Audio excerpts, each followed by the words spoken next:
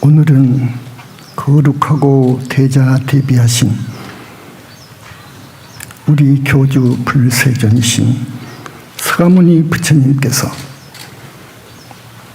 2600년 전 사바세계 인도 땅에 중생 구제의 큰 원을 품고 일대사 인연입니다. 인간 몸으로 찾아와 주신 아주 뜻깊은 날입니다. 오늘 부처님 오신 날을 봉축하기 위해 전국 각지와 제주도 그리고 일본에서 찾아온 불자님들께 진심으로 감사의 말씀을 드립니다. 또한 현지사를 처음 찾아주신 불자님에게도 특별한 환영의 말씀을 드립니다. 2600년 전 부처님께서는 대열반에 드신 후 도대체 부처님께서는 어디로 가셨는지 그동안 아무도 몰랐습니다.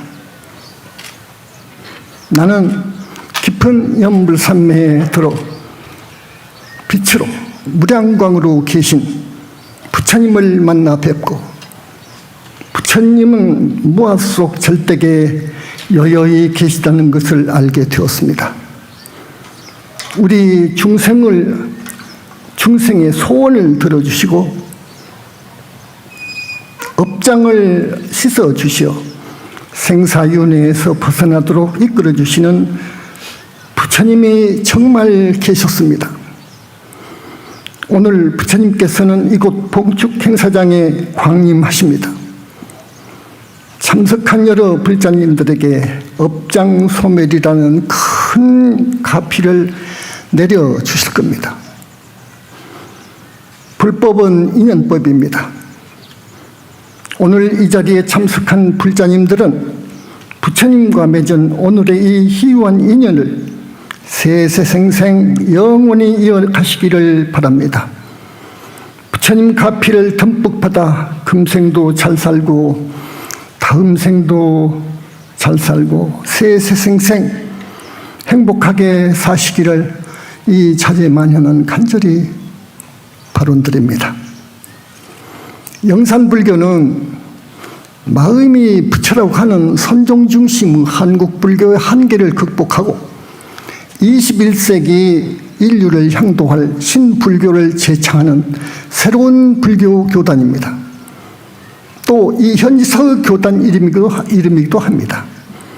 영산은 2600년 전 부처님께서 많은 경전을 설하셨던 인도의 왕사성 근교의 영취산을 말합니다. 영산불교라는 교단 이름에는 부처님의 정법을 바르게 계승해서 펼치고 기존의 불교를 쇄신해서 이끌어가겠다는 깊은 서원이 들어있습니다. 우리 영산불교 현지사의 총지는 이러합니다. 팔정도 칙명연불 수행으로 서가모니 부처님의 가피를 받아 윤회를 벗어나 극락왕생하고 나아가 붓다가 된다는 겁니다. 현지사의 5대 수행 덕목입니다.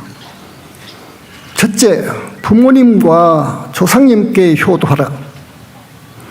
둘째, 나라를 사랑하고 스승을 공경하라. 셋째, 계율을 잘 지켜라. 최소한 5개 10선 이게를 잘 지켜라. 네 번째, 나 아닌 남을 사랑하며 이타행을 실천하라. 다섯 번째, 부처님이 계심을 믿고 태산 같은 신심을 가져라. 이게 현지사의 5대 수행 덕목입니다. 어느 날 부처님께서는 비유경에서 안수정등의 비유화를 말씀하십니다. 안수정등이라고도 하고 흑백이슬라고도 합니다. 인간의 삶, 늙고 병들고 죽는 고통, 쾌락의 본질을 안수정등의 비유로 잘도 말씀하고 계십니다. 한 나그네가 끝없이 넓고 넓은 들판, 광야를 걸어가고 있습니다. 갑자기 술 취한 미친 코끼리가 나그네를 덮치려고 달려오고 있습니다. 부처님의 비유 말씀입니다. 나그네는 당연히 걸음아 날 살려라 하고 전 먹던 힘까지 다해 도망을 칩니다.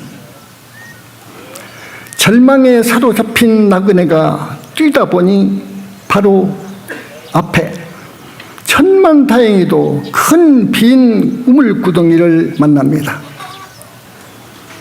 구덩이 낭떠러지에 우뚝 솟아있는 등나무 넝쿨이 절벽 밑으로 늘어떨어져 있는 것을 보았습니다. 그는 황급히 넝쿨을 타고 내려갑니다. 중턱에 이른 뒤 이제는 살았구나 싶었는데 빈 우물 구덩이지만은 밑바닥엔 물이 조금 고여 있는데 몸집이 큰 악어 한 마리가 입을 쫙 벌리고 있습니다. 사방 벽에는 각각 독사가 혀를 날름거리고 있습니다. 그런데 나그네의 머리 위에 걸려있는 벌집에서 벌꿀이 한 방울 두 방울 벌린 입으로 떨어집니다. 나그네의 벌린 입으로 떨어집니다.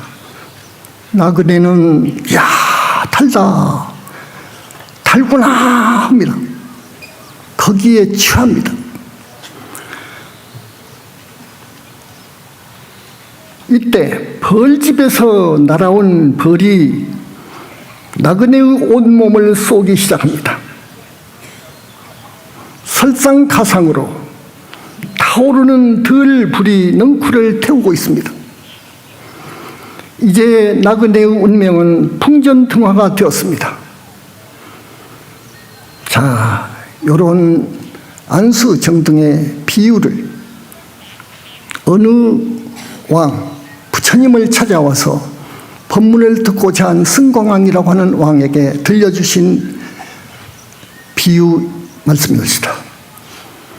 인생의 삶이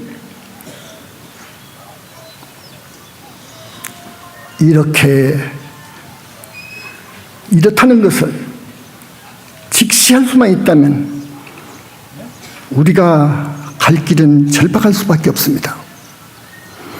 그런데 우리 모두는 오늘도 태연히 삽니다.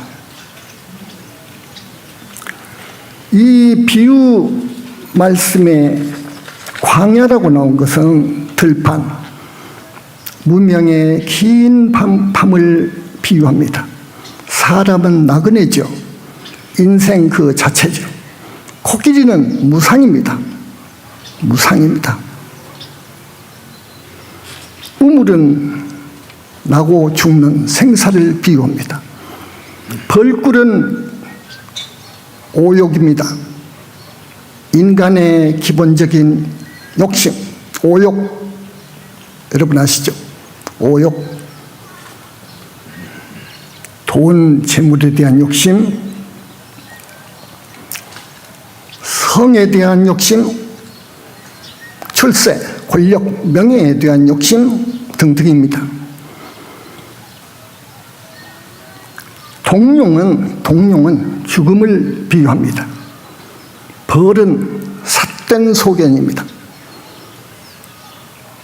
들불은 늙음과 병을 비유합니다. 한 줄기 넝쿨은 생명줄에 비유합니다. 인생을 잘도 비유해서 들려드린 말씀이었습니다. 우리는 이 안수정등 흑백이석이라고 하는 비유 말씀을 항상 유념하고 새겨야 됩니다. 유념하고 새겨야 됩니다. 그런데 우리 중생은 나그네의 벌린 입에 뚝뚝 떨어지는 벌꿀에 취해 있습니다. 벌꿀에 취해 있습니다. 오직 출세와 돈밖에 모릅니다. 성은 그것이 해결되면 따라옵니다. 공부 많이 한 분들, 또 가진 것 많은 분들, 거의 많은 인간들은 오욕을 주려고 오직 출세와 돈, 그것을 얻으려고 대단히 혈안이 되어 있습니다. 이런 진리의 말은 들어오지 않습니다. 그분들의 귀에는 들어오지 않습니다. 대단히 슬픈 일입니다. 너무도 슬픈 일입니다. 사후세계가 있는 줄 모릅니다. 전혀 모릅니다. 오직 부처님께서 사후세계, 윤회를 벗어나는 법, 윤회를 벗어나는 상라과정에 저 보살이 가는 정토세계, 붓다가 가는 상적광세계를 아셨습니다.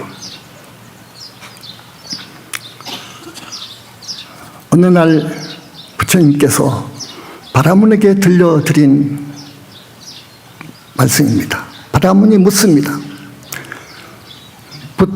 부처란 어떤 분입니까? 하고 묻습니다. 그러니까 부처님 말씀이 사람은 다 살고 죽는데 그 죽음이 끝이라고 생각하느냐? 잘 모르겠습니다. 그럽니다. 끝이 아니니라. 그럽니다. 세상 사람들은 끝이라고 생각합니다. 죽어버리면 끝이라고 생각합니다. 그래서 이 생을 되도록이면 잘 살려고 합니다. 출세하고 많은 돈을 얻고 벌고 많은 쾌락을 누리고 그렇게 살고자 합니다. 모든 사람의 생각이 거의 그렇습니다. 그런데 부처님은 그것은 아니라고 합니다. 아니라고 합니다. 쾌락은 오래가지 못한다고 봅니다. 행복은 오래가지 않는다고 하십니다. 그래서 무상을 이야기합니다. 오래가지 않는다는 거예요. 무상하다는 거예요. 그리고 이 중생의 삶, 인생의 삶은 아까 안수정등의 비유에서 말씀드렸듯이 꿀맛처럼 그것이 달콤하고 정말 즐겁지만 그 배후에는 병들고 늙는 것이 있습니다. 죽음이 있습니다. 언젠가는 그럽니다. 근심, 걱정, 슬픔, 절망, 고통, 괴로움이 있습니다. 이것이 인생의 본질입니다. 저 세상에 있는 줄 모릅니다. 쾌락이 오래가는 줄 모릅니다. 영원한 줄 압니다. 그래서 부처님께서는 그것은 잘못 생각이라고 생각해서 말씀을 이렇게 드립니다. 아니다. 우리의 진짜 주인인 영혼체가 이 몸을 빠져나와서, 이게 대단히 중요한 이야기입니다. 육도를 윤회한다. 그 윤회 생사의 종지부를 찍는 거룩한 대성자가 붙다다. 이 바라문은 과거생에도 많이 수행을 했고 금생에도 도를 구하기 위해서 많은 어려운 수행을 쌓은 분입니다. 바라문이요. 그래서 이걸 알아듣습니다. 이 말씀을 알아듣습니다. 자, 여러분, 이 삶을 다 살고 죽는다면 다 끝이라고 생각하는데 그것이 아닙니다. 죽어서 가는 곳이 있습니다. 뭐가 가느냐? 나는 이렇게 다 죽어서 한 줌 흙이 되고 제가 되어버렸는데 무엇이 남아있어가지고 어디를 간단 말이냐. 그게 중생들은 그렇게 생각해요. 의심해요. 부처님의 말씀을 안 들어요. 안 듣습니다. 자, 그런데요, 이 몸을 움직이고 생각하고 행동하는 주인이 있습니다. 그 주인은 영원히 불멸입니다. 영원히 죽지 않습니다. 그것은 본체계의 영역이고 현상계에 나와서 사는 우리의 생의 주체입니다. 그것은 안 죽습니다. 그것을 우리 현지사에서는 영혼체라고 합니다. 지금 2600년 동안 불교는 영혼이 없다고 합니다. 영혼이 없다고 합니다. 영혼이 없다는 불교 교수를 힌두교에서는 반박합니다. 힌두교의 맹공에 답을 대지 못한 지금으로부터 약 700~800년 이야기입니다. 불교는 결국 힌두교에 흡수되고 맙니다. 흡수되고 맙니다. 영혼이 없다고 합니다. 여러분, 영혼이 없다고 하면은 어떻게 됩니까? 정신 나간 사람 어디 생각해 보세요. 사람입니까? 정신 나간 사람? 우리가 죽게 되면 그 영혼체가 이 몸을 빠져나가는 거예요. 그 영혼체는 영원히 죽지 않는 실체예요. 그래서 내가 10년 전 붓다의 메시지에 영혼체설을 제창하고 나왔습니다.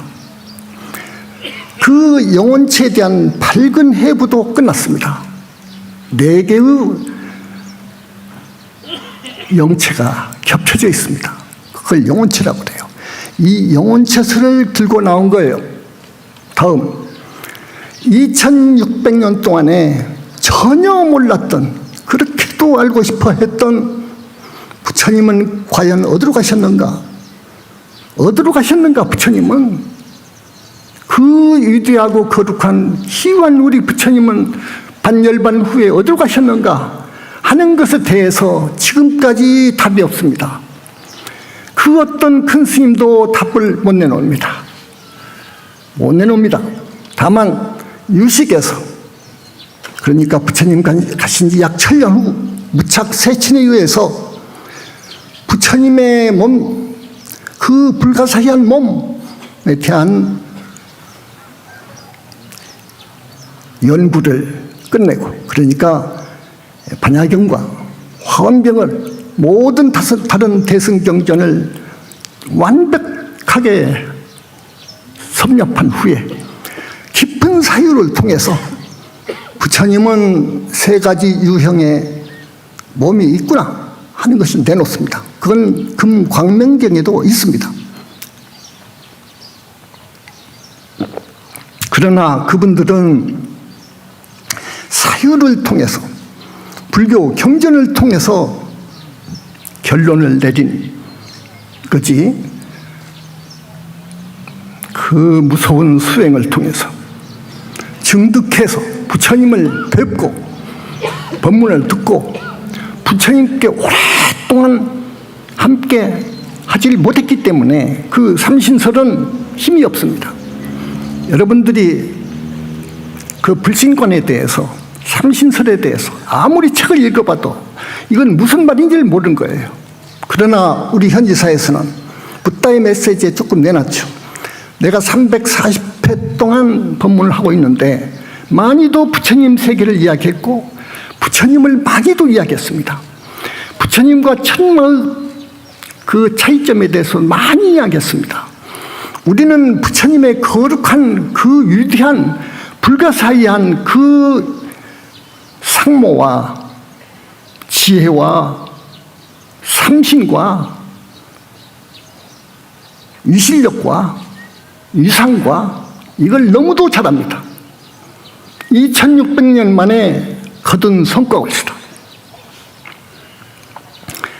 이것은 부처님 교단이라고 하는 증거이고, 이 위대한 발견은 이뿐만이 아닙니다. 이뿐만이 아닙니다. 완벽한 생사관이며 인간 탄생에 대한 비밀이며 등등 이 하나하나의 명제는 너무도 인간 문화, 역사 이후 이것을 알려고 많은 철학자와 종교인들이 실험을 했습니다. 이건 안 됩니다. 알 수가 없습니다. 인간에게는 한계가 있습니다. 한계가 있습니다.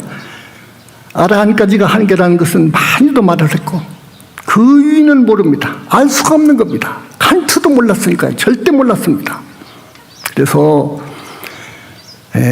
나는 확신을 갖고 지금 왜곡된 불교를, 소화된 불교를 바로잡고 대부분 죽으면 사막도로 가는데 결코 막아야 되겠다는 책무에서 오늘까지 열심히 법을 전도하고 있습니다.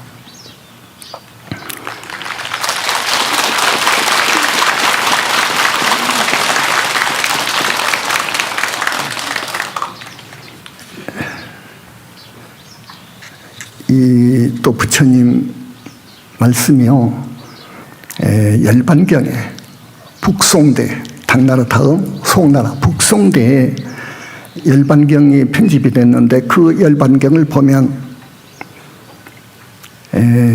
군맹평상이라고 하는 비유 말씀이 있습니다. 부처님 말씀이 있습니다. 군맹평상, 이 앞이 안 보이는 맹인들, 군맹, 여러 명의 맹인들이 눈봉사라고 하죠.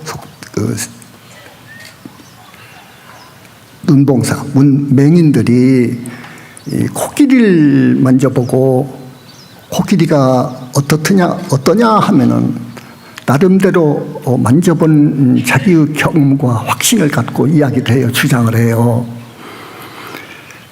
어떤 눈먼 맹인은요, 귀를 만져보고 코끼리는 여러분 가을에 곡식을 이렇게 건부를 걸러내는 키가 있죠. 키와 같다고 해서 키라고 주장을 하고, 어떤 맹인은 코끼리 배를 만져보니까 북과 같이 생겼으니까 코끼리는 북과 같이 무슨 키냐고 싸우고, 어떤 맹인은 꼬리를 만져보니까 밧줄 같아서 밧줄이지 이놈아 무슨 키고 북이냐 밧줄이다 하고, 어떤 맹인은 코끼리의 상악 이를 만져보니까 무같이 생각해서 무지 이놈들아 너희들 말은 전부 틀렸다. 어떤 이는 등을 만져보니까 침상과 같아요. 아, 침상이지 이놈아 무슨 무냐 무슨 키냐. 응? 이렇게 각각 자기가 경험한 확실히 만져본 그것이 진짜인 줄 알고 코끼리 전모인 줄 알고 주장합니다. 그런데요, 가령 코끼리 꼬리만 만진 사람들끼리요, 꼬리만 만진 맹인들끼리는 뜻이 맞아서 끼리끼리 모이고 삽니다. 그리고 그런 사람들은 자기의 주장과 다른 주장을 하게 되면 하는 사람들은 다 사이코라고 생각을 하고요, 이거 말도 아니라고 합니다. 그런데 눈이 뜬 사람, 눈 뜬 사람이 코끼리를 보면 어쩌죠? 키도 아니고 북도 아니고 밧줄도 아니고 무도 아니고 평상도 아닙니다. 눈 뜬 분들은요, 여기서 눈 뜬 분들은 불과를 증한 분이 부처님이에요. 붓다예요.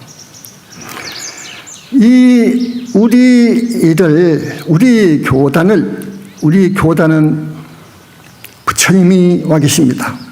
오늘 수많은 우리 부처님과 많은 3계의 부따님들이, 정토 보살님들이, 수많은 성중님들이 오셨습니다. 여러분,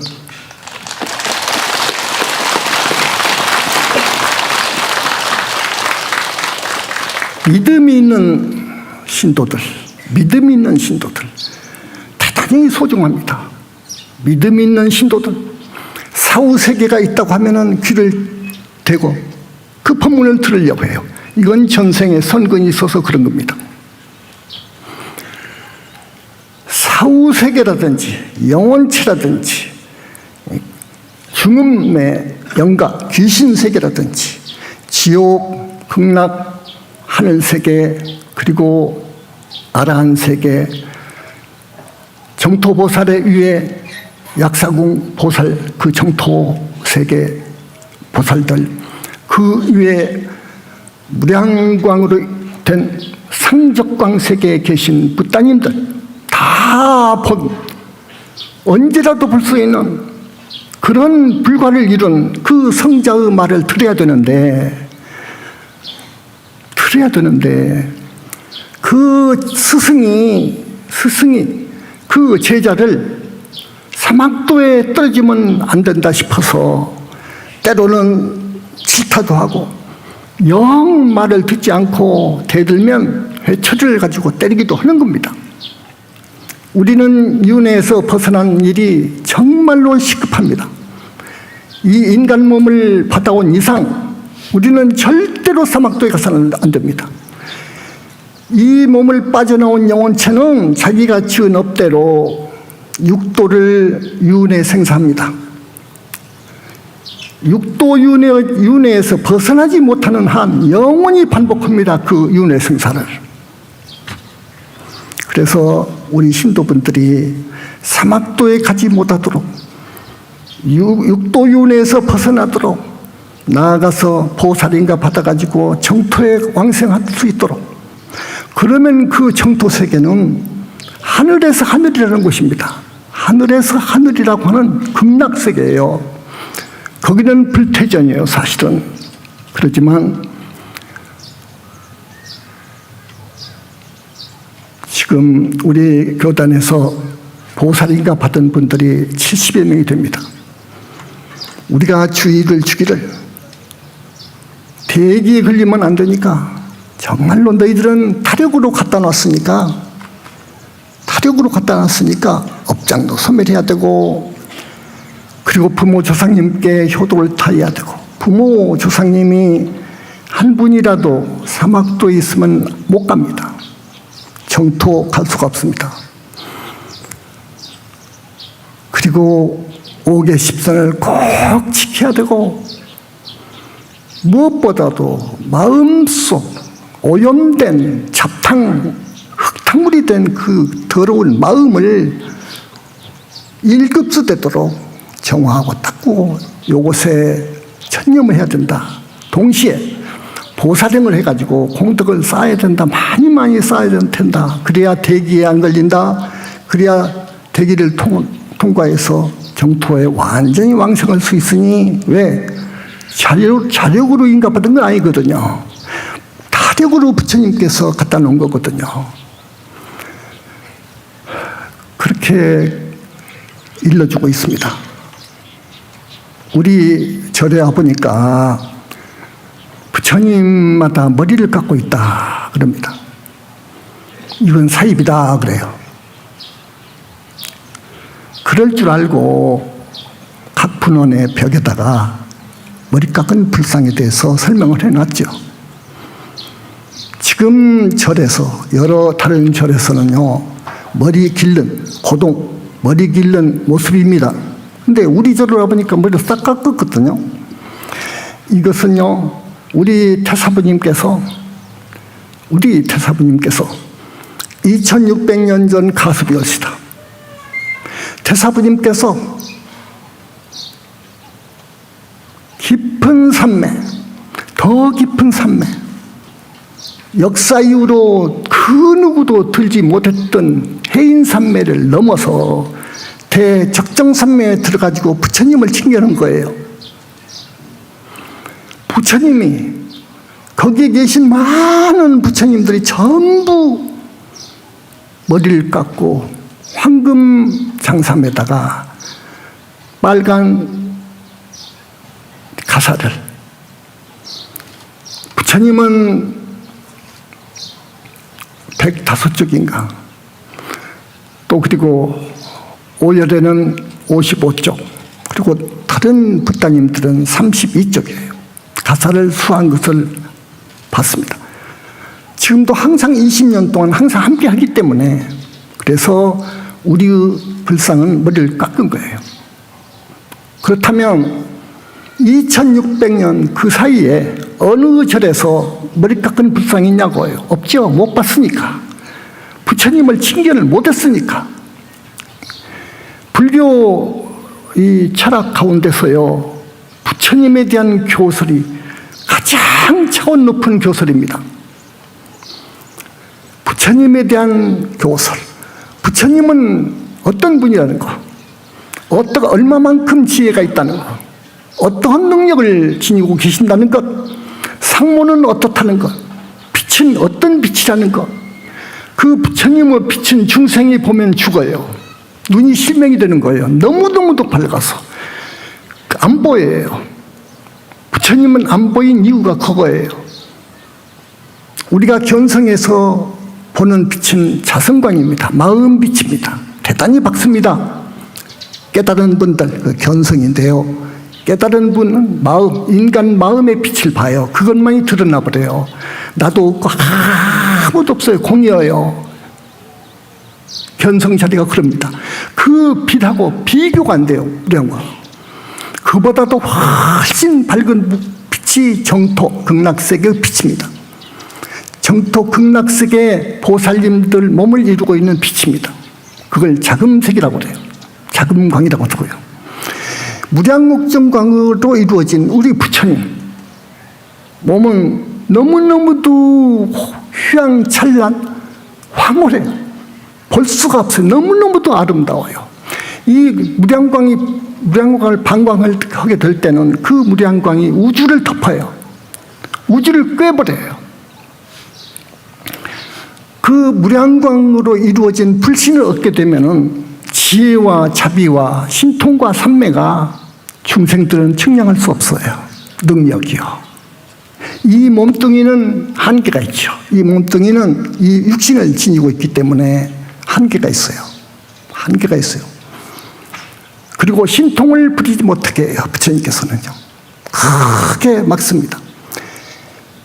우리 태사부님의 능력 가끔 내가 이야기했죠. 4번 영체만 남아있고 1, 2, 3번 영체는 자기 불신으로 가버린 이야기는 많이 했습니다.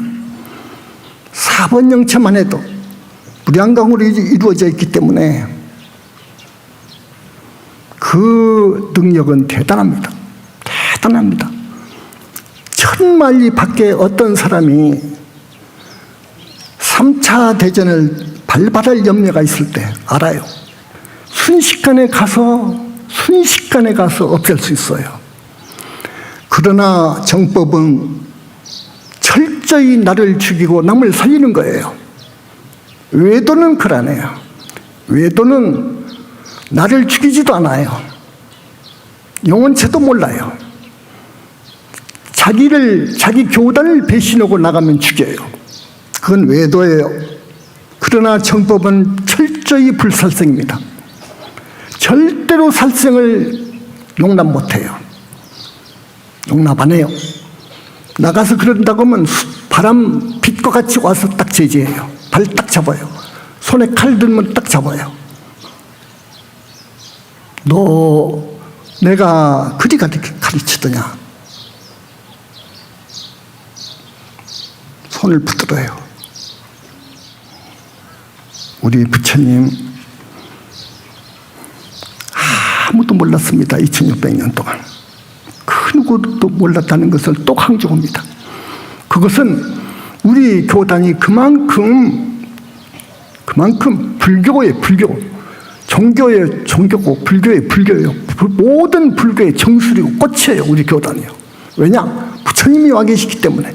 겁에 한 번 오셔요. 자기 제자를 붓단 만들어 데려가기 위해서 오셔요.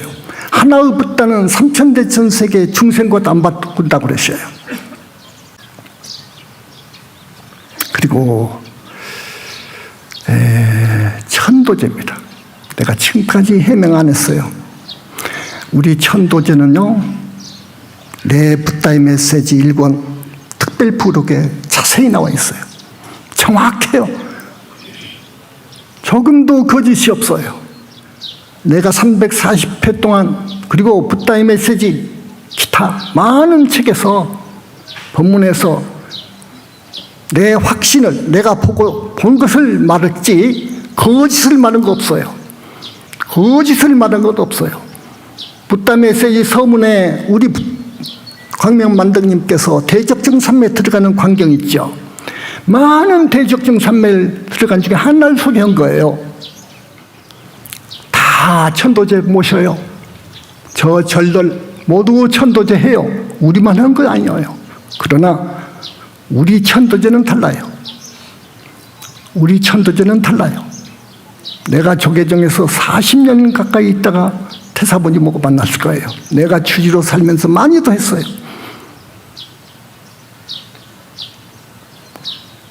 귀신도 못 봐요. 귀신 못 봅니다. 귀신 보려면 큰 무당 정도는 조금 봐요. 귀신의 일부분은 봅니다. 그러나 귀신의 전모를 볼 정도 되려면 천안 정도를 얻은 도인이라 해요. 천연색으로 보려면 불지에 가야 돼요. 붓다의 경지에 가야 돼요. 그리고 대화도 해요. 또 도망가면 잡아도 와요. 문제가 인 거예요. 무당을 못 잡아와요. 1등 도인이 귀신을 본다고 해서 천안이 열려서 귀신을 본다고 해서 귀신을 어떻게 따라갑니까? 그 신통은 어마어마한데요. 그러나 불지에 올라간 사람은 그냥 오라고 하면 오게 돼 있어요. 이 무량광 힘으로 잡아옵니다. 오라고 하면 옵니다. 헌병대장이 육군 1등병 오라고 하면 오지요. 그와 같습니다. 우리의 천도제는요, 수배부터 엄청납니다. 지옥에 있는 조상님들 수배에 옵니다. 붙다니까 그러는 거예요. 지장보살이 지옥을 관장해요. 열시원 보살이어요. 옥사장은 그 밑이고요. 전부 압송해 오죠. 축생 어디 세상 어느 세계에 무슨 짐승 몸뚱이를 받았다는 거 알아요. 잡아오는 거예요. 그 속에 있는 영혼체를요. 끄집어오는 거예요. 그러면 그 짐승은 죽어요. 무죽어온 그 귀신도 마찬가지예요. 죽은 지 10년, 20년 되면 신통이 대단해요. 그러나 우리 태사부님 능력은요, 그냥 부르면 와요. 도망갈 수가 없어요. 벌벌 떨어요. 빛의 몸에서 방광하니까. 방광은 무량광을 방광합니다. 여러분 부처님 와 계셔도 안 보이잖아요. 여러분 안 보이잖아요. 하늘 사람이 내려와도 안 보여요. 여러분들 하늘 사람 빛이 또 다릅니다. 아주 저급합니다. 지금 절에서 방광한다는 건 전부 하늘 신이 와서 방광한 거예요. 부처님 방광은 안 보여요. 여러분들. 그러나 성중이 방광한다면 볼 수가 있죠. 성중 하늘 이 하늘이거든요. 자, 그 천도제 사기라고 하거든요. 우리가 사기 치려고 중이 됐습니까? 자기 외할머니가 10번을 했는데 혹은 몇 번을 했는데 중지옥에 있다고 해요. 수배하니까. 여러분 지금도 그렇지만 옛날 남자들 돈이 있고 권력을 쥔 남자들은요, 둘째 부인, 셋째 부인, 5분도 있어요. 5도, 10도 거느려요. 그러면 어쩐 줄 압니까? 첫째 부인, 가령 외할머니 4번, 5번 해서 큰 대과 없이 살아가지고 부처님의 빛으로 업장이 있어져서 하늘에 태어났단 말이에요. 근데 어떤 친척이 이분의 외할머니를 넣어놓고 보니까 외할머니 이름을 압니까? 누구의 외할머니 이렇게 들어가죠. 근데 중지옥에 있다거라. 중지옥에 있다. 혹은 무주고에 있다고 해요. 그걸 이해를 못해요. 이번에 그 말을 듣고 내가 말해준 거예요. 우리 애들한테. 요런 경우다. 부처님이 말씀하시니까 요런 경우니라. 여러분 이해가 됩니까? 이해가 갑니까? 네. 그 다음 40번을 했는데 중지옥이 있더라고요. 어떤 분은. 이 두 가지 이슈가 되어 있습니다. 그러니까 사기다 그죠. 40번. 아, 그거 야, 무간업을 지은 사람은 40번이 아니라 400번 해도 못 나온다? 중지옥도 무서운 중지옥이 있는 그 사람은 그 사람이 사람이었을 적에 온갖 못된 짓은 다 저질렀어. 그래서 중지옥 우회로 간 거예요. 무간지옥에 가까운. 야, 40번 해도 못 나오지. 그러나 우리 붓다 교단에서 천도제를 했으므로 그 중지옥에 있더라도 벌은 상당 부분 안 받고 있을 거다. 상당 부분 받지 않고 있을 거다. 우리 부처님은요, 100사람 한 분이 한 집안에서 천도하면 100명 정도 하지 않습니까? 다른 데서는 한 명이에요. 한 명이나 두 명을 가지고 해요. 돌아가신 어머니, 아버지, 혹은 부인, 혹은 남편 한두 사람을 대상으로 해요. 그래도 오는 줄 가는 줄 몰라요. 근데 우리는요, 100명 안팎입니다. 이 천도제를 철저히 주관하십니다. 부처님께서는 철저히 주관해요. 한 명도 빠짐없이 수배해서 데리고 와요. 그래서 업장 씻어주고 밥 먹여서 새로운 옷을 입혀서 보내죠. 그래서 천도가 되어가는 거예요. 내가 붓다의 메시지에 쓴 것은 원론적인 것만 쓴 거예요. 예외는 그때는 생각지도 안 해서 안 써놨지만 여러분 이치로 생각해 보세요. 자기가 지은 업이 태산만한데 천도제 4번 했다고 해서 하늘 갑니까? 내가 말한 것은 원론적인 거예요. 대과 없이 살았다면 그럴 수 있어요. 다른 데서는 400번 해도 안 되는 거예요. 될 수가 없는 거예요. 값은 거의 같아요. 나가 주지로 있을 때 300, 500 받았으니까 49전에 3천만 원도 받아요. 우리는 그러지 않아요.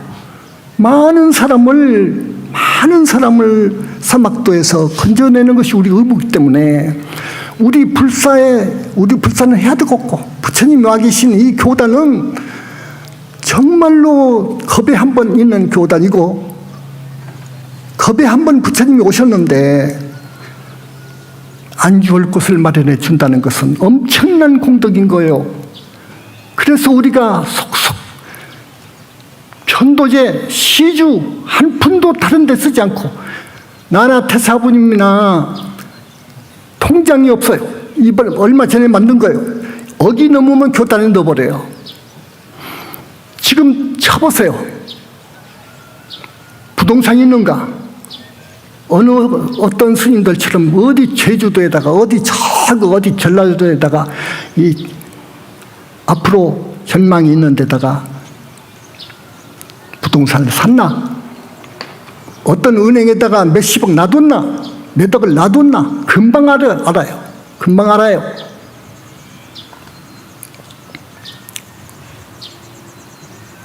또 이 현지사 도량 부동산 어느 부동산은 내 이름으로 등기가 되어 있고 또 우리 태사부님 등기가 되어 있고 한다고 해요. 도둑질하고 있다고라. 그것은요, 농지는 법인에서 재단에서 소유할 수 없습니다. 살 수 없어요. 그러니까 방편을 얼른 사야 돼요. 많이도 샀지 않습니까? 3만 평 샀지 않습니까? 그래가지고 그것을 형질 변경을 해요. 지목 변경을 한다고요. 교단에 넣으려고요. 그래서 다 넣습니다.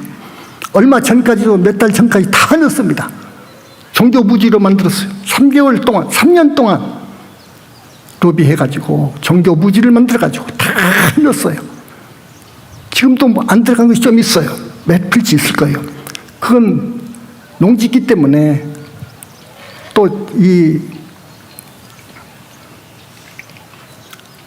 종교부지에 밖에 있는 것이기 때문에 못 넣겠죠. 그거 다 넣습니다. 교단에다가. 다 넣습니다. 우리는 갈 곳이 정해져 있는 사람이에요. 뭐가 아쉽습니까? 돈이 아쉽습니까? 하나도 아쉽지 않아요, 우리는. 무엇 때문에 어떤 사람들처럼, 스님들처럼 축제합니까? 3